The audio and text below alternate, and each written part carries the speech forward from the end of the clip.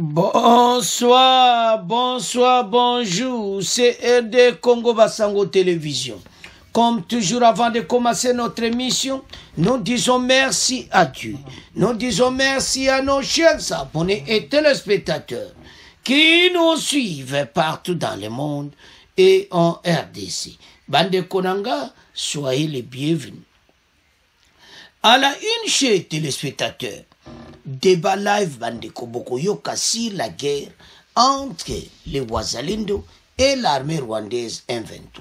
Bandeko Bokoyoka comment bakoloba ponda ba groupe armé.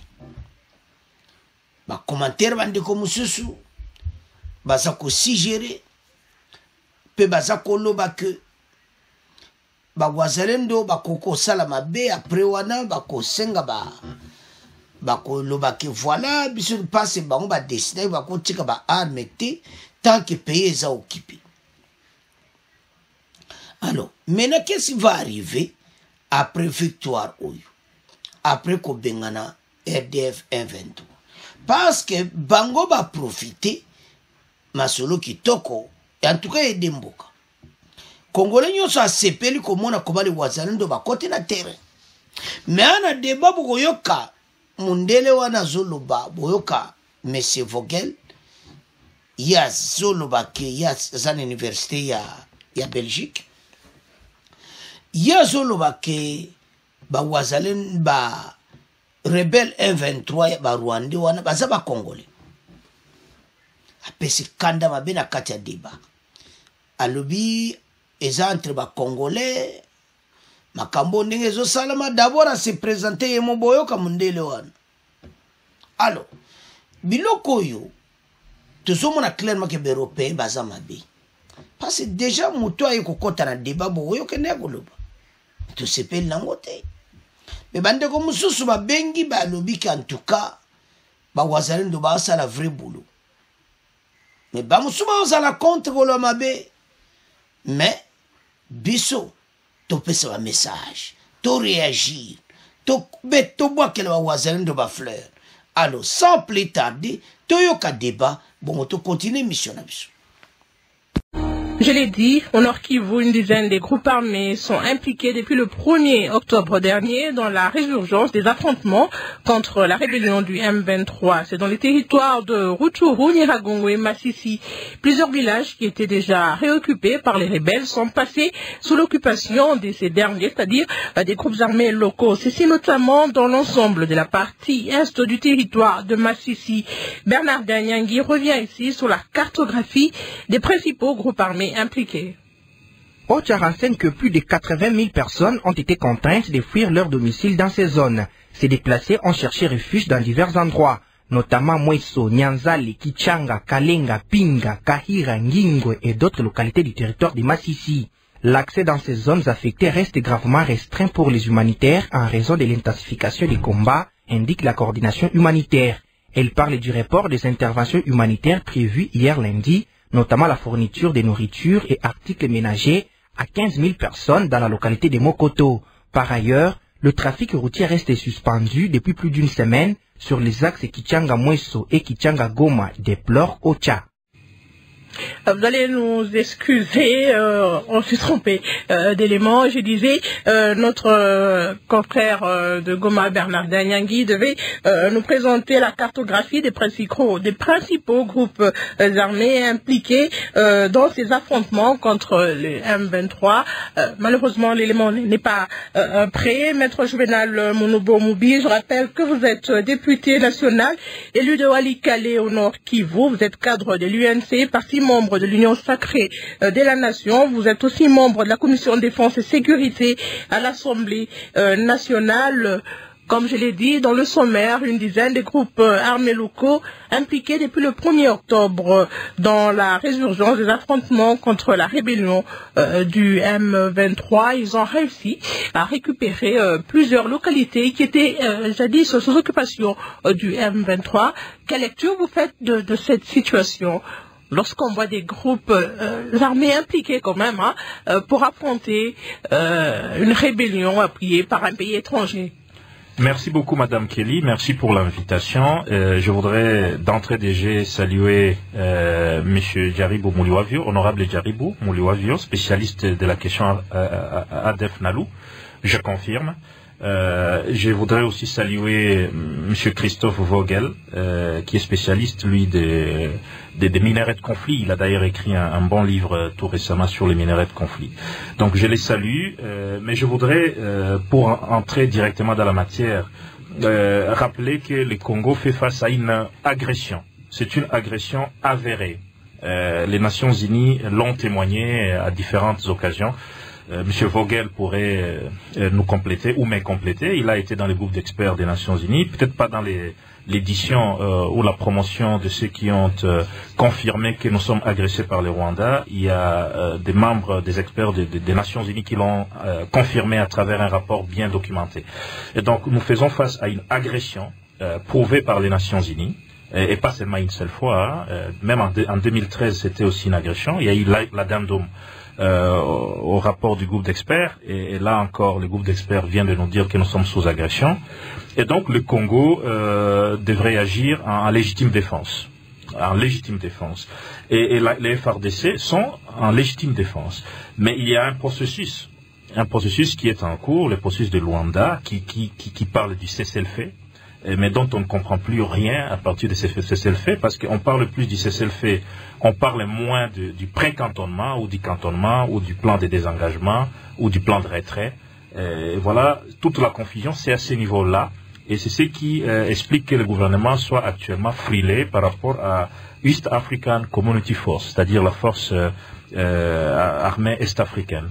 Et d'ailleurs, le ministre Patrick Mouyaya l'a dit qu'en date du 8 décembre, si j'ai bien noté, la force est-africaine devrait plier bagage et rentrer, parce qu'on ne voit pas l'impact de cette force à l'Est. Nous l'avions dit, nous, c'est-à-dire les députés nationaux l'avons dit à plusieurs reprises.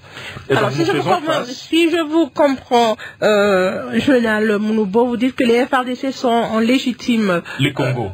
Les Congo est en légitime défense. Avec ces groupes armés qui se battent contre les M23? Alors, le Congo est en légitime défense par rapport à l'agression rwandaise. Mais il n'y a pas un lien de collaboration établi entre les groupes armés qui se sont révoltés face à cette situation. Parce que quand un pays est agressé, comme c'est le cas du Congo, eh bien, le réflexe est naturel. Hein. Le réflexe de survie, c'est de lutter contre l'agression. Il existe un groupe armé qu'on présente comme un groupe congolais, mais en réalité appuyé en armes, en matériel, en munitions par le Rwanda. Eh bien, on est devant cette situation. Il doit nécessairement se créer un sentiment de protection, de self-defense. Ça, c'est naturel, quoi. Ça, c'est naturel. Et le M23 de son côté qui accuse le gouvernement d'appuyer la coalition des groupes armés qui se battent. C'est sursaut patriotique, il faut le comprendre dans ce contexte-là. Raison pour laquelle c'est pas important qu'il y ait un accord de collaboration entre ces groupes et le gouvernement. Il n'y en a pas. Moi, je suis membre de la commission de défense. Vous m'aviez ainsi présenté. Je n'ai pas des éléments à ce stade qui montrent qu'il y aurait une collaboration entre Kinshasa et ces groupes. Mais je sais qu'il existe au sein de la communauté congolaise un sentiment, un sursaut patriotique face à cette agression. On se dit, on va y mettre fin par quels moyens? Les processus de paix de Luanda patinent. La force est-africaine ne donne pas des résultats, ça ne rassure pas. La MONUSCO qui est là depuis longtemps, son bilan est controversé. On est un peu dans cette situation-là, où on s'est dit qu'est-ce qu'il faut faire pour nous libérer, hein, pour foutre dehors cette rébellion appuyée par les Rwandais. C'est à ce niveau-là. Alors, à partir de ces contextes, il se développe des initiatives du genre que vous appuyez. J'ai lu votre tweet. J'ai lu votre tweet, Maître Juvenal Mounoubo. Non, dans mon tweet, vous avez salué cette reconquête des localités par les groupes armés. Non, dans mon tweet, je n'ai pas parlé des Wazalendo. Moi, je sais, quand moi j'utilise des termes dans un tweet, je sais ce que je... Je n'ai pas non plus parlé des Wazalendo. Vous avez salué la reconquête des localités par ces groupes armés locaux. Oui, mais lorsque des localités... Que vous appelez patriotes. Non. Lorsque des localités sont occupées illégalement par des forces agresseurs, des agresseurs, et qu'une initiative se dégage, sans que ça ne soit nécessairement une initiative gouvernementale parce qu'en tout cas, les Wazalendo, c'est pas une initiative gouvernementale. Alors, on salue juste cet acte patriotique de foutre dehors l'ennemi. Mais cela ne veut pas dire que moi, en tant que parlementaire, j'appuie le groupe armé. Non. Vous pouvez... Eh bien, si j'appuyais, eh bien, je serais comme les autres qui sont traduits devant la justice. Je serais comme Mwanga Chuchu, par exemple, qui a été traduit. Aucun lien entre le gouvernement et ces groupes armés officiellement, vous dites. À ma connaissance, mais on a vu ces éléments des groupes armés habillés en tenue FRDC, hein, les tenues récentes. Tout ça, il faut les vidéos ont circulé dans les réseaux sociaux, je crois que vous avez vu ça. Tout ça. On se demande comment ils ont obtenu ces tenues et même ces armes qu'ils utilisent. Hein. À l'heure du numérique, il y a beaucoup d'informations, il y a toute une flopée d'informations. Hein, vous voyez, et ça peut même amener à une sorte de constipation finalement. Et donc toutes ces informations-là, il faut les vérifier. Il y a même de ceux qui disent que le FDLR ferait partie de cette coalition de Wazalendo. Est-ce que tout ça c'est vrai? C'est pas vérifié. Et moi, ça serait du contre-nature que le FDLR soit en coalition avec ces groupes locaux. Savez-vous que ces groupes ont combattu le FDLR? Sérieusement, ces groupes locaux. À un moment donné, les FARDC n'étaient pas à mesure de combattre les FDLR. Ce sont ces groupes-là, à l'époque, on les appelait des Raïa Mutomboki, il y avait le groupe des Raïa Mutomboki, il y avait le groupe de Ndouma Defense. Ils ont combattu les FDLR et ils ont dégarni pratiquement Walikale des FDLR. Actuellement, à Walikale, il n'y a plus la présence, comme c'était le cas à l'époque, active des FDLR. C'est que les FARDC n'ont pas pu faire à l'époque. Parce qu'il faut dire la vérité. Je ne le dis pas pour réclamer une certaine reconnaissance. Moi, je ne suis pas porte-parole des groupes armés. Hein, mais la vérité historique, elle est là. On ne peut pas la déformer, parce que ces groupes armés ont combattu, ont eu à combattre sérieusement l'FDLR. Et donc, pour moi, ça ne s'expliquerait pas. Ce qu'ils disent, je crois que c'est de la propagande véhiculée par la M23, ceux qui disent que le FDLR ferait partie de la coalition. Il s'agit donc de groupes locaux, tels que votre confrère, d'ailleurs, j'ai lu ça dans le site internet des radios Okapi. Il y a le groupe APCLS qui est dans l'action, il y a le groupe de Guidon qui est dans l'action. Il y a d'autres groupes, je crois il y a des... Plusieurs groupes Maïmaï qui ont fait une coalition. Ça ne légitime pas. Ce n'est pas qu'en agissant ainsi, ces groupes deviennent des forces régulières. Pas du tout. Mais pourquoi le gouvernement n'y réagit pas? On a des groupes armés qui se battent sur le territoire congolais contre une rébellion appuyée par un pays étranger. Pourquoi ce silence du gouvernement? Si nous avouons que est-ce que c'est une situation normale? Je vais répondre à la question. Si nous avouons que ces groupes ne sont pas des forces régulières, mais nous ne pouvons pas nier quand même que ces éléments de ces groupes sont des Congolais. Ça au moins c'est une évidence. Cela doit être accepté partout, même aux Nations Unies, que c'est des Congolais. Vous voyez, alors c'est des Congolais qui appartiennent à des groupes qui ne sont pas des groupes des forces régulières. Ce sont des, comment on les appelle, forces non étatiques. Alors, est-ce que je ne légitime pas encore, moi je le dis comme ça, c'est pas que je légitime, mais je constate. Hein, nous sommes dans une situation où le Congo fait face à une agression, l'armée congolaise se démène dans la mesure de ses possibilités pour contrer cette agression, pour réduire, pour mettre fin à l'agression. La communauté internationale patine à apporter son aide. Il n'y a pas encore jusque-là des condamnations fermes sur Kigali, qui appuie ces groupes, en dépit de l'existence des rapports de groupes d'experts. Eh bien, on est dans une situation où il y a comme une sorte de vide un peu qui plane sur le plan international. Il y a comme une sorte d'omission de ne pas intervenir qui se manifeste au niveau de la région.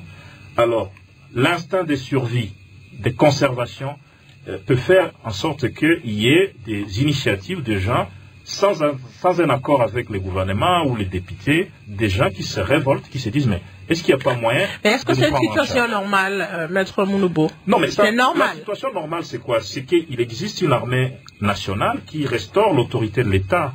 Hein, c'est-à-dire l'armée qui fout dehors ces groupes armés, la police qui assure la sécurité des personnes et des biens sur l'ensemble du territoire. C'est ça la situation normale. Alors, qui est la présence de la MONUSCO au Congo, qui est la présence de East African Community, ça veut dire que nous ne sommes pas, depuis 1999, au fait, on n'est pas dans une situation normale sur le plan de notre propre On va vous redonner la parole. Alors, à faire, c'est quoi? C'est des on va vous redonner la parole pour parler un peu de solutions. Merci, Maître Mounoubo. Jaribou Mouliwavio, docteur en sciences politiques administratives de l'Université de Kisangani et professeur à l'Université de Goma, enseignant-chercheur et consultant senior en gouvernance et sécurité. Vous êtes spécialiste de la géopolitique de la guerre des ADF, aussi auteur de plusieurs ouvrages sur la guerre des ADF. Comment vous analysez cette situation?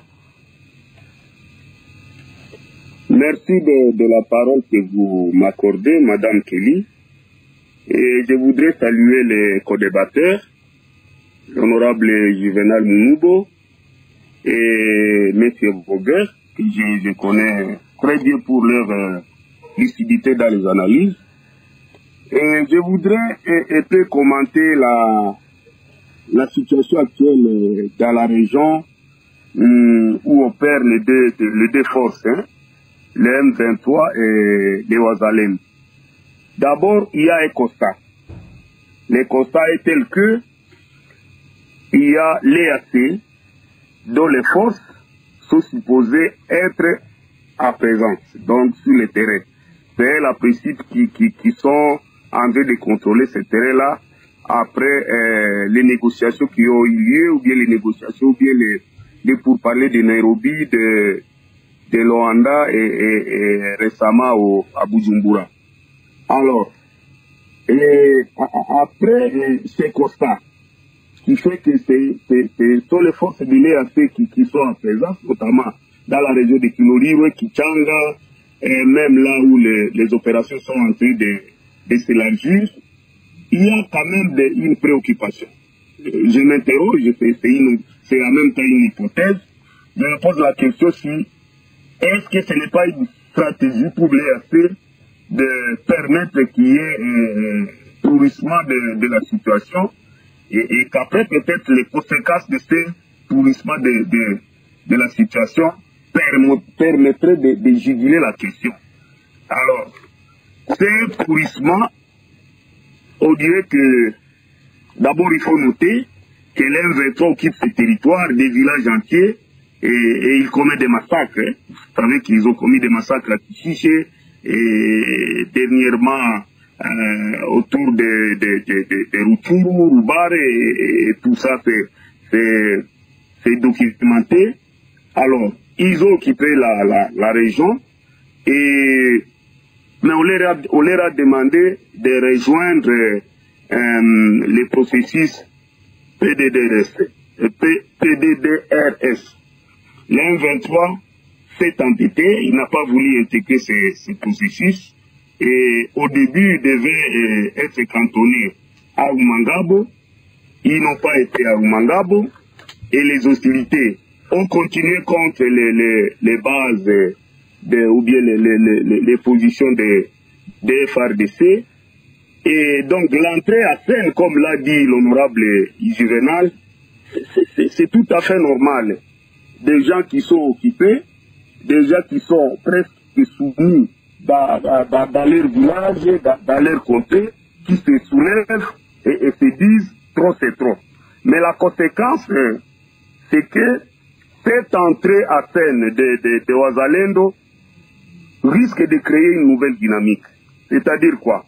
La nouvelle dynamique, c'est que si les Ouazalendo gagnent du terrain et continuent leur puissance d'effet contre les M23, à un moment donné, la situation peut changer à faveur de Ouazalendo, c'est-à-dire à défaveur du M23, et les Ouazalendo peuvent remettre en cause tous les processus, que ce soit les processus de Nairobi, que ce soit les processus de Luanda, que ce soit même tous les processus, les discussions qui ont dû lieu. J'ai suivi aujourd'hui les tweets, la déclaration de l'ancien président du Kenya, qui appelait les gens au dialogue, donc les partis au dialogue. Mais si les Ouazalendo continuent à avoir de l'ascendant sur les M23, je crois que tous ces processus risquent d'être remis à cause par ces mêmes Ouazalendo, puisque maintenant ils tiennent intérêt et ils sont en train de se comporter pas mal.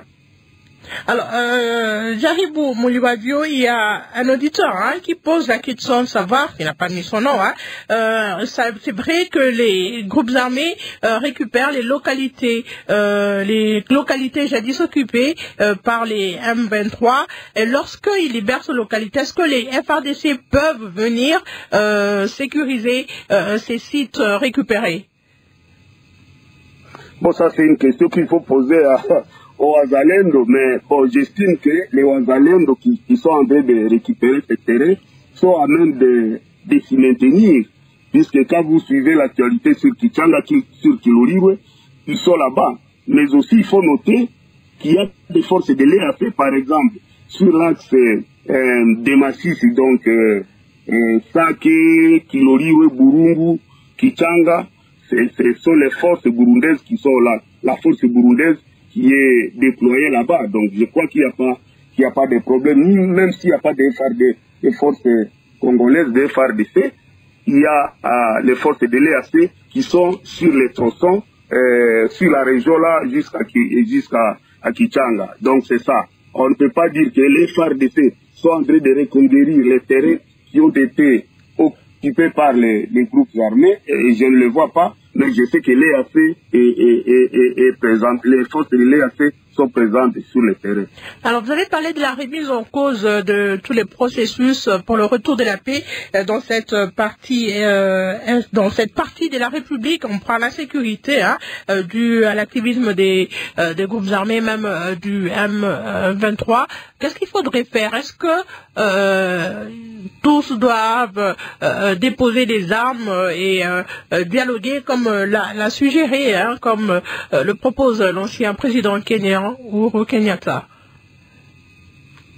Je pense que les deux hypothèses peuvent être analysées. Déposer les armes et ne pas déposer les armes. Ne pas déposer les armes parce que les Ouazalendo sont en train de prendre de l'ascendance sur les fronts. Donc quand on voit comment ça se déroule, ils sont en train de prendre de l'ascendance.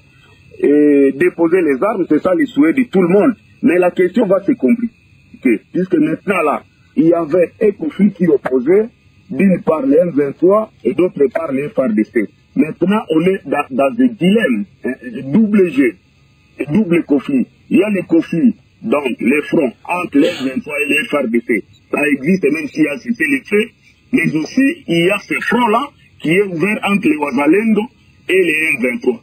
Qui a engagé les Ouazalendo sur les fronts pour s'affronter contre les M23 et qui soit capable de demander aux Ouazalendo de déposer les armes? C'est toute une question.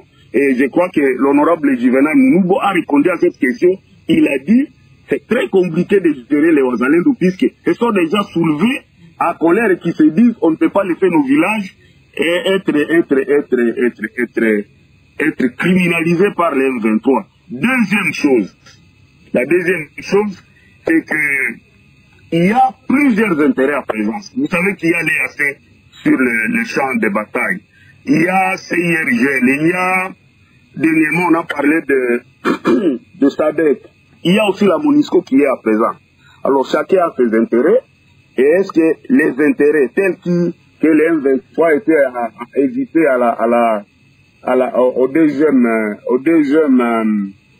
au deuxième pour parler de Nairobi, est-ce que ce sont les mêmes intérêts? Est-ce que les Ouazalendo partagent puisque nous avons suivi, ce ne sont pas ceux qui sont au front, les Ouazalendo, qui étaient à Nairobi. Il y avait des groupes armés, mais présentement ceux qui sont au front, ce ne sont pas ceux qui étaient à Nairobi. C'est-à-dire que c'est notre processus. Il faut parler des dépôts des armes et tout ce qui peut arriver avec les dialogues, les négociations. Je pense que nous sommes en face d'une nouvelle dynamique. Il faut réengager les processus. Mais cela ne peut être possible que lorsque les Ouazalendo tiennent le cap. Mais si les M23 prend du courage et faut reculer et fait reculer les Ouazalendo, peut-être on peut revenir à la phase de départ qui est le processus de Luanda, de Nairobi et tout ce qui a été avec l'ancien président du Kenya. Donc, la question est en train de devenir très complexe qu'avant. Christophe Vogel, plutôt directeur de recherche du projet Secure Livelihoods à l'université de Gand en Belgique et cofondateur de l'Institut de recherche Boutellier en RDC. Vous êtes aussi ancien membre du groupe d'experts des Nations Unies sur la RDC. Vous avez suivi les analyses de Maître Juvenal Mounubo Moubi avec moi dans ce studio et de Jaribou Mouliwavio qui vient d'intervenir. Qu'est-ce que vous pouvez dire par rapport à cette situation qui se passe dans la partie est de la RDC, plus précisément dans la province du Nord Kivu, où la rébellion du M23, appuyée par le Rwanda, s'affronte contre les groupes armés, une coalition des groupes armés locaux? Bonsoir à tous les auditeurs et aussi notamment à Juvenal Munubo et Jaribu Muliwavio que je salue en passant. Je vais peut-être commencer par une parenthèse en ce qui concerne le terme Wazalendo qui signifie bel et bien patriote en Swahili, comme nombre de Congolais le savent mieux que moi.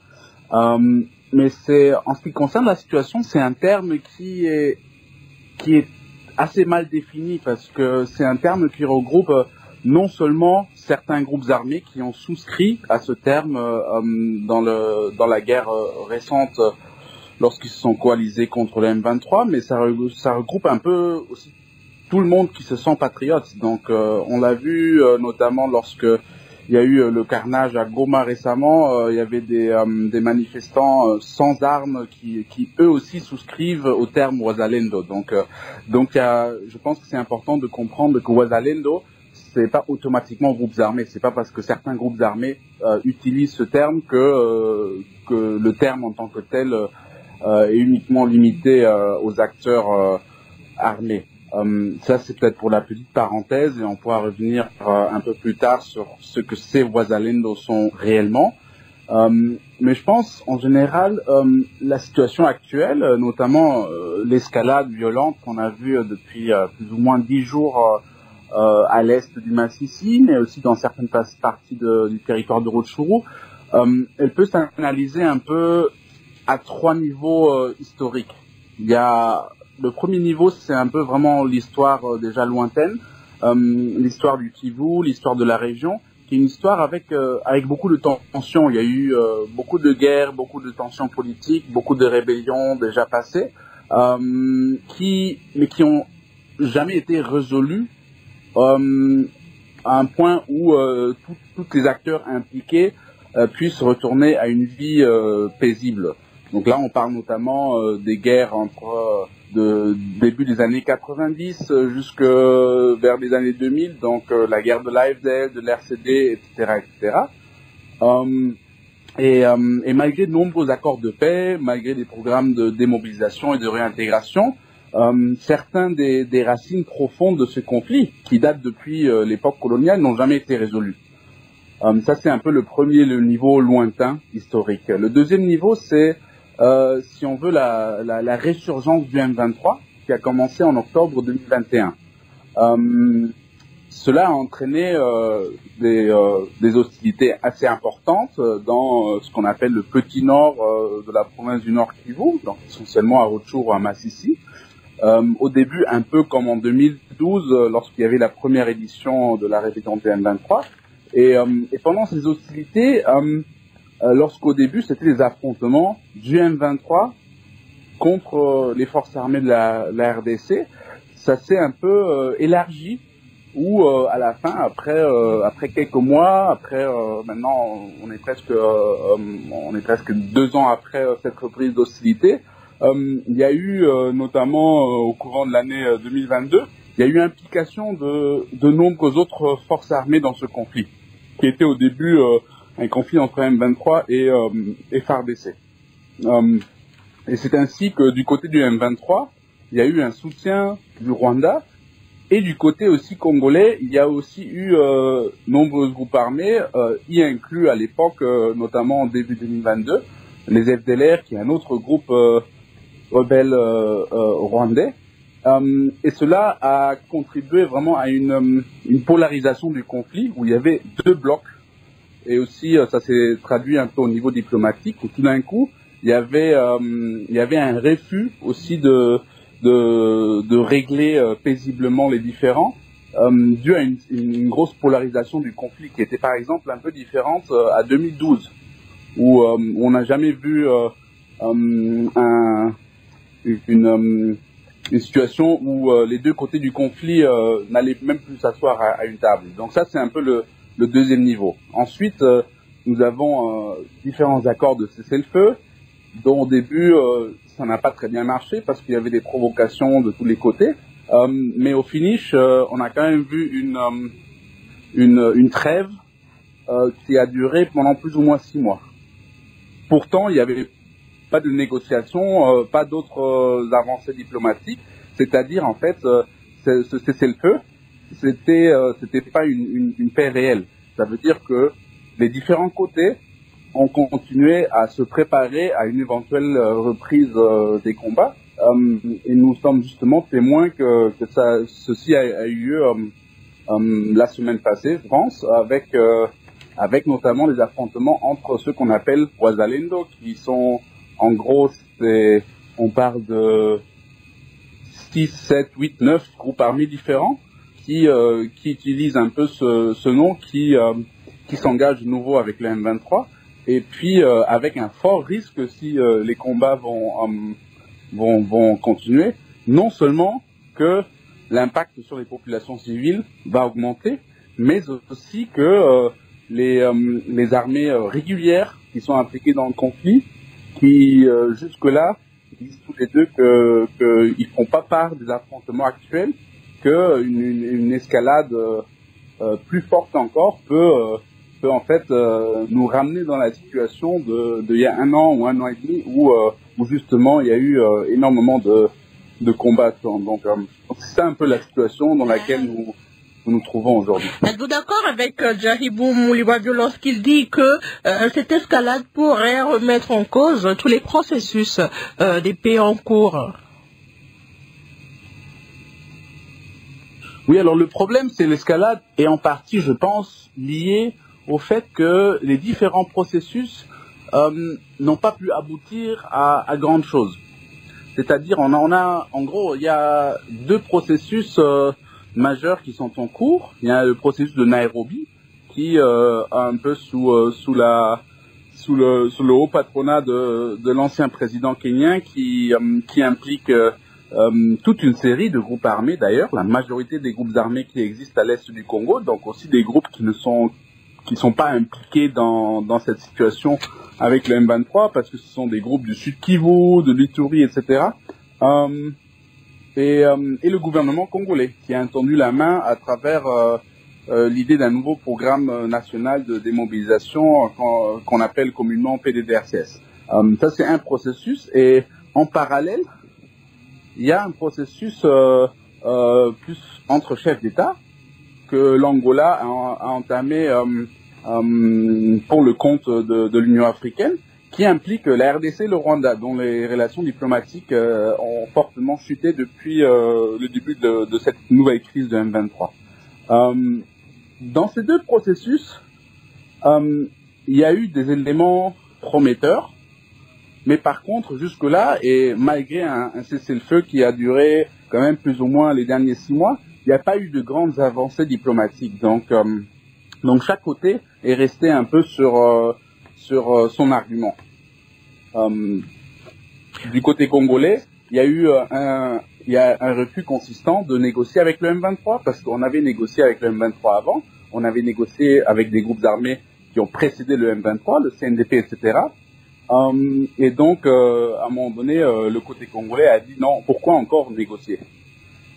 De l'autre côté, il y a le M23 qui se dit oh, on a soumis nos revendications déjà il y a beaucoup d'années, il n'y a rien qui s'est passé, on a même envoyé des délégations à Kinshasa, etc. Et là aussi, il y a les fronts sont très crispés, et pour l'instant, personne veut parler, personne veut bouger, personne veut parler avec personne. Et je pense que c'est un peu cela qui explique qu'il y avait déjà une grande tension pendant tout ce cessez-le-feu. Et la question pour beaucoup d'observateurs, beaucoup d'observateurs au Kivu même, qui ont dit depuis 2 mois et 2 mois, disaient ok, tant qu'au niveau diplomatique, il n'y a pas grand-chose qui se passe, n'importe dans quelle direction, mais en général, il n'y a pas grand-chose qui se passe. Les gens s'attendaient en fait au jour où certains des belligérants, certains des partis au conflit impliqués vont perdre la patience et recommencer les hostilités sur terrain. Et je pense que c'est ça un peu dont nous sommes témoins depuis plus ou moins 10 jours, 2 semaines. Merci Christophe Vogel. Ambroise Kateba, c'est un internaute qui nous suit sur Facebook, Kateba Moubengai, qui dit ceci: nous peuples, nous sommes contents par rapport à cette, par rapport aux groupes armés. Voilà, il parle des Wazalendo. Alors Justin Bill KMB pense que le gouvernement devrait soutenir ces groupes armés parce qu'ils se battent pour les mêmes objectifs que les FARDC.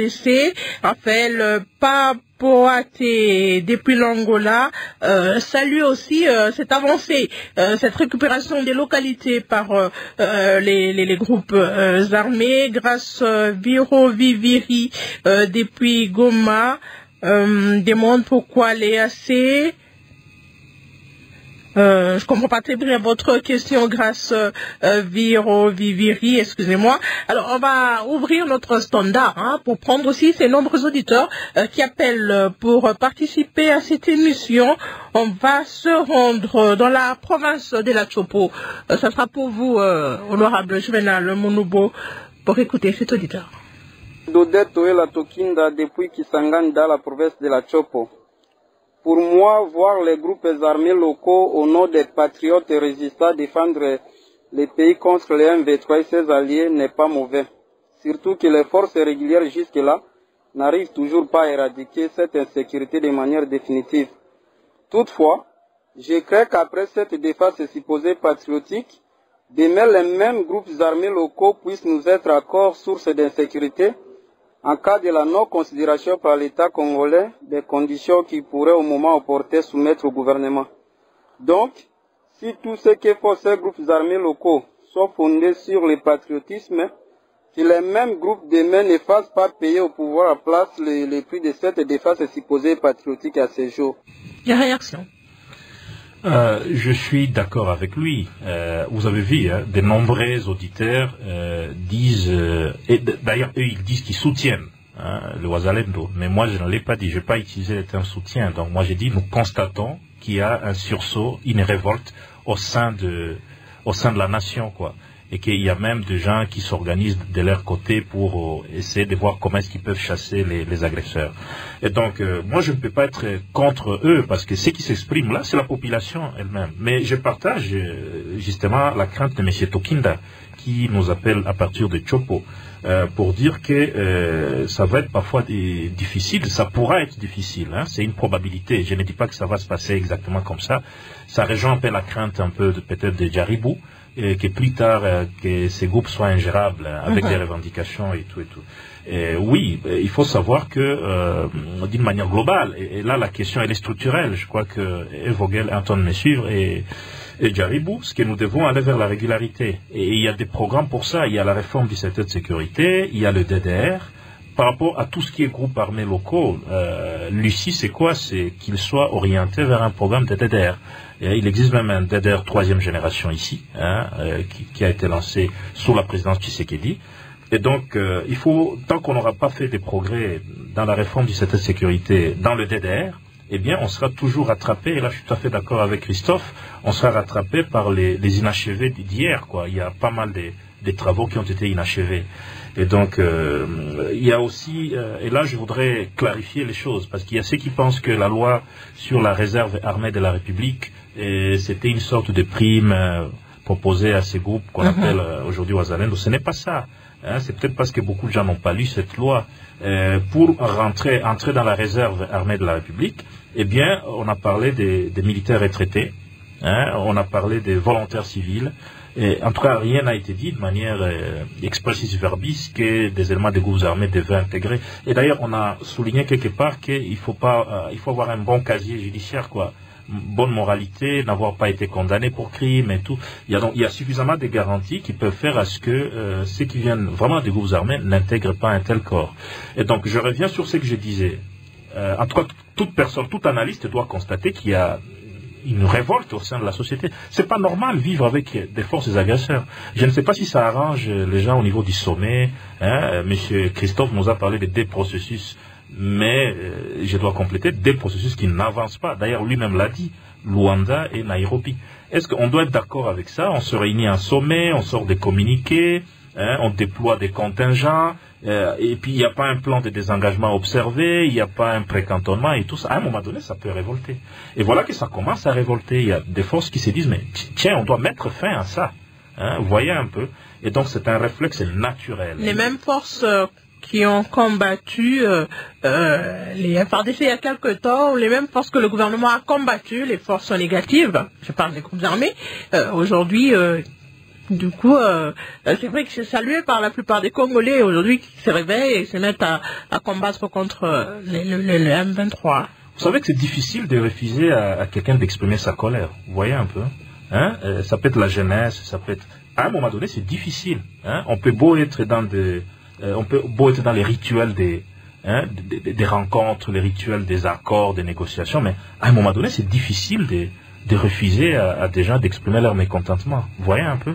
Et donc, on est à ce stade-là où les gens expriment leur mécontentement. Ça ne va pas. Et où trouvent-ils les armes? Alors ça, je ne sais pas. Les circuits d'approvisionnement des groupes, ça ne date pas d'aujourd'hui. Il y a des études quant à ça. Et même M. Christophe, qui est du groupe d'experts, il y a plusieurs... D'abord, la frontière Est, elle est poreuse depuis longtemps. Moi, maintes fois, je reviens là-dessus sur... je fais un plaidoyer pour la réforme des migrations. Je l'ai dit la dernière fois qu'on était ici, quand on parlait des frontières. Et donc, la porosité des frontières, c'est une réalité qui ne date pas d'aujourd'hui. Et donc, depuis l'entrée des réfugiés rwandais, c'est tout le gouvernement rwandais qui est entré ici, des Habyarimana, après le génocide, quoi. Et c'est toute l'armée qui est entrée. Il y a eu une première entrée à ce niveau-là. Et puis après... ça s'est poursuivi. La frontière elle est restée poreuse d'ailleurs. Il n'y a pas assez de rigueur pour traverser du Rwanda vers le Congo et vice versa. Que ce soit au Nord Kivu, que ce soit au Sud Kivu, ça c'est un problème sérieux. Merci Maître Monoubo. Jaribou Mouliwavi, on va prendre aussi pour vous cette réaction qui nous vient de Kinshasa. Junior Bompongo depuis la ville-province de Kinshasa. Cette situation me fait penser à l'impact de l'éveil patriotique, car l'armée la plus redoutable au monde, c'est la population. Eu égard à ce qui vient d'être souligné, les Wazalendo ne sont autres que des vrais patriotes qui ne veulent plus la partition de la RDC. Avec leur détermination, la guerre risque de traverser la frontière et ce serait une belle aventure pour tout Congolais épris de paix. Les accusations des rebelles du M23 prouvent à suffisance que leur géniteur, qui n'est autre que le Rwanda, ne croit plus en leur stratégie et crée pour son propre sort, car la guerre risque de retourner contre son propre pays. En définitive, ce que les rebelles du M23 doivent comprendre est ce qui suit, je cite, l'armée congolaise aspire à être respectueuse des accords de Luanda, lesquels ont institué un cessez-le-feu, tandis que les forces patriotiques d'autodéfense dites Wazalendo, quant à elles, se veulent antiterroristes. De cesser les faits n'est pas leur affaire.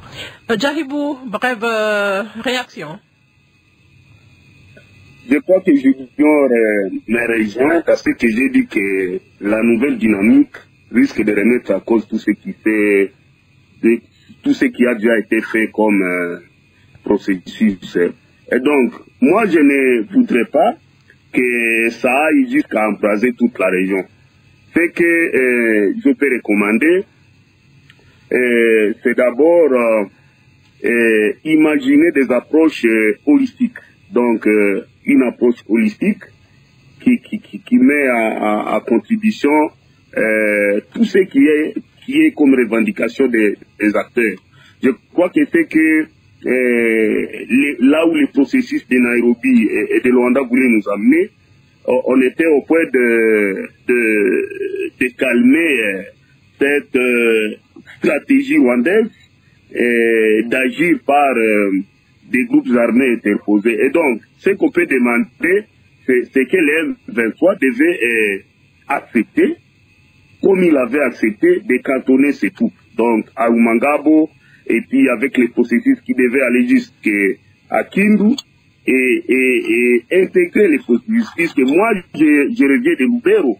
Au début de cette année, j'étais à Lubero. J'ai rencontré plusieurs de des chefs de ces groupes armés qui disaient on ne peut pas accepter de déposer les armes sous prétexte des programmes de DRP alors que le pays est agressé par les pays voisins. Donc, il y a des conditionnalités que ces gens posent. Je ne suis pas porte-parole, comme l'a dit l'honorable Mounoubo. Je ne suis pas porte-parole de Ouazalendo, mais ils disent qu'ils ne peuvent pas déposer les armes tant que le pays est agressé. Et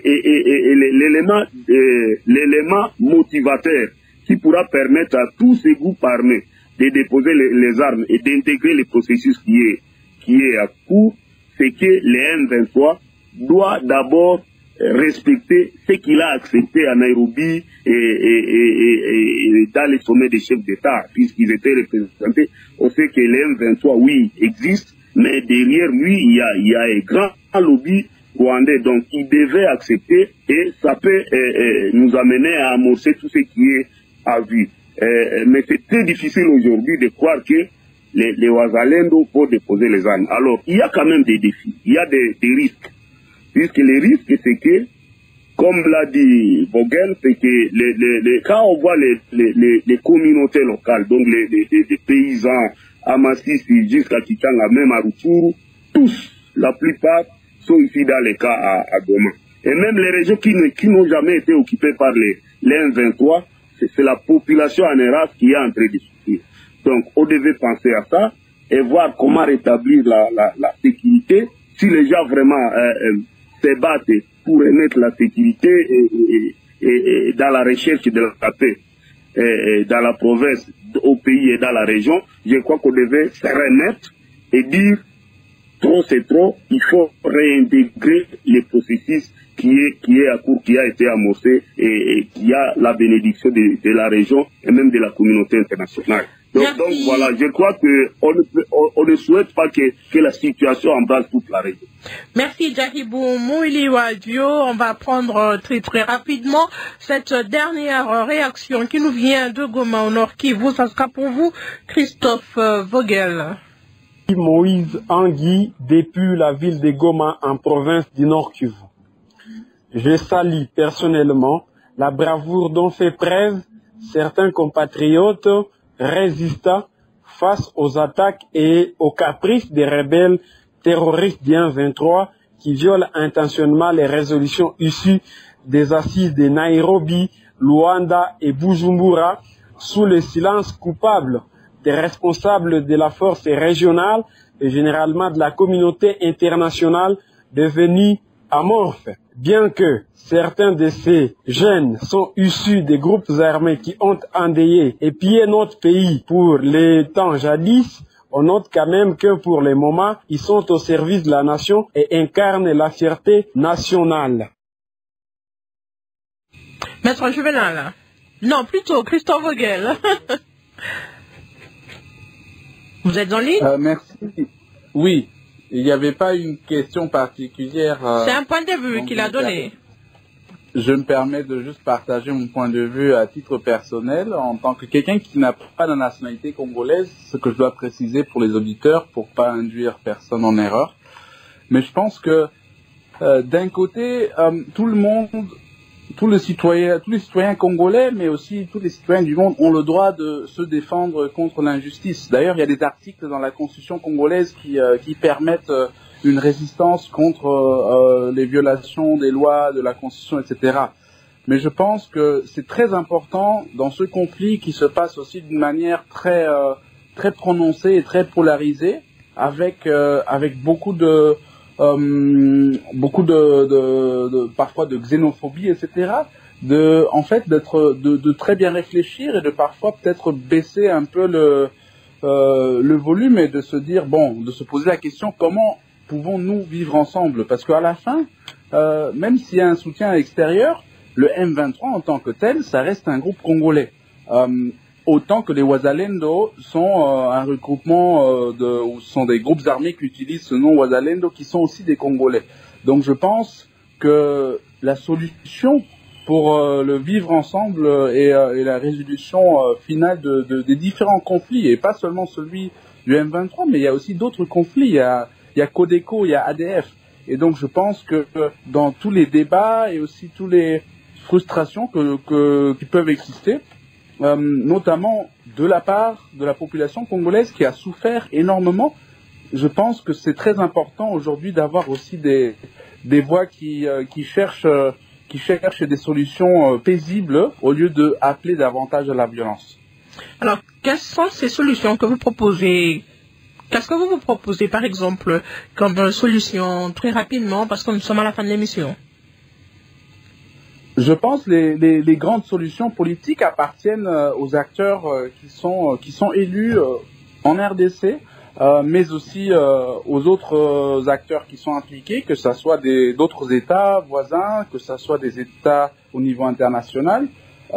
Mais je pense que la solution pragmatique pour tout le monde, pour moi autant que pour quelqu'un qui est à Goma ou quelqu'un qui est au Massissi, c'est en fait d'essayer qu'on puisse tous se ressaisir, qu'on puisse aller au-delà de l'antagonisme, et tous les jours dans nos interactions avec les personnes qui sont pas forcément du même avis que nous, et dans l'extrême qui sont des personnes d'ailleurs qui sont violemment opposées à nous-mêmes, qu'on puisse essayer de trouver les petits dialogues. Et je pense que la population congolaise, notamment à l'Est, l'a démontré maintes fois contre la diversité, essayer de se réconcilier. Et je pense qu'aujourd'hui c'est un moment, notamment au niveau populaire, des populations qui en souffrent et qui souffrent surtout de cet antagonisme. Il y a par exemple beaucoup de xénophobie envers la population tutsi congolaise. Il y a aussi beaucoup de haine qui envers ceux qui soutiennent par exemple les Wazalendo. Et je pense que pour tout ce monde-là, c'est important de se ressaisir et en fait de regarder la personne qu'on considère l'autre face à face et d'essayer de trouver des solutions. Et c'est très clair, la population congolaise ou la population de la région, à leur niveau, sans les politiques, l'a maintes fois prouvé que, à travers les autorités coutumières, à travers les associations, la société civile, l'a prouvé qu'elle est capable en fait d'aller au-delà de ces clivages. Merci Christophe Vogel, merci à ces nombreux internautes qui nous écrivent dès partout, de Lubumbashi, de Kolwezi, de Kisangani, de Bunia, même de l'Allemagne, Delphin Loaboshi, qui nous suit depuis l'Allemagne, qui soutient personnellement les propos de l'honorable Munubo. Vous avez 30 secondes pour conclure. Alors, je suis d'accord avec Christophe Vogel. Il est de notre responsabilité, nous politiques, un communiqué par exemple du gouvernement et peut-être l'Assemblée s'exprimer. Moi, je le fais déjà pour ma part. Il faut toujours dire aux gens et rappeler que tout Tutsi congolais n'est pas membre du M23. Il faut que cela soit dit clairement. Même si on est à la veille des élections, il faut le dire. La M23, c'est quoi? C'est de la manipulation par les Rwandais. C'est le Rwanda qui cherche une zone d'influence à l'Est et qui utilise un groupe armé. Et que tout Tutsi n'est pas forcément engagé dans la M23. Ça, il faut le dire clairement pour éviter toute récupération par Kigali. Mais il faut laisser les gens exprimer leur colère à un moment, comme je l'ai dit. Et là, il y a des gens qui expriment leur colère. Donc ça ne doit pas être la tâche du gouvernement de commencer à dire, voilà, vous qui exprimez votre colère, arrêtez de vous battre contre la M23. Non, sinon le gouvernement risquerait de se discréditer par rapport à ça. À un moment donné, il faut laisser aux gens exprimer leur colère. Il faut relancer Nairobi et Luanda. Je vais terminer. Il faut relancer Nairobi et Luanda. Mais il faut faire attention. Le cessez-le-feu, ça ne veut pas dire le statu quo. Il faut relancer cette fois-là avec quelque chose de concret, une feuille de route qui prévoit les cantonnements, les pré-cantonnements, les cantonnements, les retraits des éléments du M23 et la restauration de l'autorité de l'État. Merci Juvenal Munubo, Jaribou Muliwavio. Vous avez aussi 30 secondes pour conclure. Je voudrais m'adresser à notre gouvernement, le gouvernement congolais. Il faut refonder l'armée. Il ne faut pas rester distrait puisque les Wazalendo sont en train de mener les jeux et qu'on soit distrait, qu'on n'appuie pas l'armée, qu'on ne réorganise pas l'armée. Donc il faut refonder l'armée, il faut réengager l'armée et il faut être prêt à toute éventualité. Merci Jaribou. Alors, Bandeko Tolandi Bissegnos. Une dizaine de groupes armés locaux sont impliqués depuis le 1er octobre dernier dans la résurgence des affrontements contre la rébellion du M23 dans le territoire de Rutshuru, Nirangongo, Massissi. Ces miliciens se font appeler Wazalendo, une expression en Swahili qui signifie patriote résistant. D'autres sources mentionnent également certaines factions de FDLR, Oyo, toujours ba mentionna yango, balu bango pe bazana katime, bakambo eza ba foma solo, batuana bazati. Alors, ezaka ba Wazalendo ba osa masolo. Donc, tozo gagne pena macho. Kitoko. Plusieurs villages qui étaient déjà occupés par les rebelles du M23 sont passés sous l'occupation de ces groupes armés. C'est notamment dans l'ensemble de la partie est du territoire de Massissi, les M23 acquisent les FARDC dans cette résurgence de combat. Cependant, les autorités congolaises rejettent cette accusation et disent respecter scrupuleusement les cessez-le-feu. FARDC Azamaele. Au moment où baluki, tant que ça a cessé le feu, bino bozo beta bon. Nzogane bana Wazalendo batimbeli bino. Bazo silisa bino kalati. Bozana problème sérieux. Match eza ya kosakanati. Alors, bandeko obalo bakese yindi na est. Soko tali masolo oyo o mona que en tout cas tozana problème na mboka na biso. Ne biso do telema. Pour l'intérêt de la nation, tout gagner match oyo. Parce pour le moment, en tout cas, Ezaya Koyinda, donc, bisonde skoto la muka pour un match oyo. Parce que ça la cannabis. Faut tout gagner yango. Alors, ba patriote, ba koti masolo, ba yindisi. Donc, ce que vous avez là, on a clairement été, bitumba oyo changer niveau. Et puis, tozo gagné yango. Bisonde ba Congolais to la muka. Tozo la trop. Match eza kitoko. Ba 1-23, Kagame, tout le monde baza déjà fatigué. Nde bazawana. Ba stratégie na bango nyonso. Esi baby na. Bazo lukandeni ba salame. Tala bandeko ba Wazalendo ba zapena na force. Eza makambo commentaire kutu te makambo kende gauche droite. Donc ndenge ba zapena na position ya kobeta biloko pe ko lekanzela. Alors Kagame azo se plaindre pour le moment. Aolela nanani. Ozomona ba komolobo ke bis FARDC mutwazana simana bango et tout ça. A communication ba FDLR non. Match toujours gagner match. Ozomona. Alors ce qu'on est to landi wana bito to telema. To pesa ba commentaire mundela bolandi alors que ba 1-23 baza ba Congolais. Basa ba Rwandais. Alors yango mona Occident so à côté na masulo yo toujours faut de timber là-bas. Alors bolandi de ba bande konde ba réagir en tout cas ba telemi pena pona mboka et comme ta oyo biso bengana bateau tout ba dégager. Alors bande konanga c'est à ce point to comment clôturer mission na biso. Vous continuez à s'abonner massivement. Au revoir. À la prochaine.